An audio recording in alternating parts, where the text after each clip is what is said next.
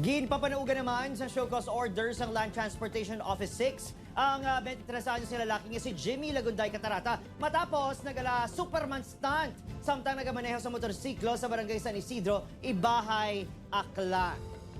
Magluwas sa stunt, naka-underwear pa inikag, naka-sleeveless samtang nag-drive. Sunod sa LTO 6, klaro ang kaso inisang reckless driving. Sa duga nga pagpamusisa sa LTO, natukiban nga wala inisang driver's license. 3,000 pesos nga penalidad, kag posibilidad sang permanente nga pagka-disqualify sa pagkuha sang lisensya ang posible sini nga pangatubangon. Ginatagan sang 5 kadlaw si Jimmy agud magsabat. Sa pagpakigangos ng Jimmy News, handa man kuno ini atubangon ang konsekwensya sang iya ginhimo. Ginhimo lang kuno ini ang video for the content, kag iya ini ginahidulsulan. Gani pahanumdom sa LTO 6 sa mga vlogger kag content creator nga hindi pag-ibutang sa alang-alang ang safety sa iba nga motorista para lang mai-content sa social media.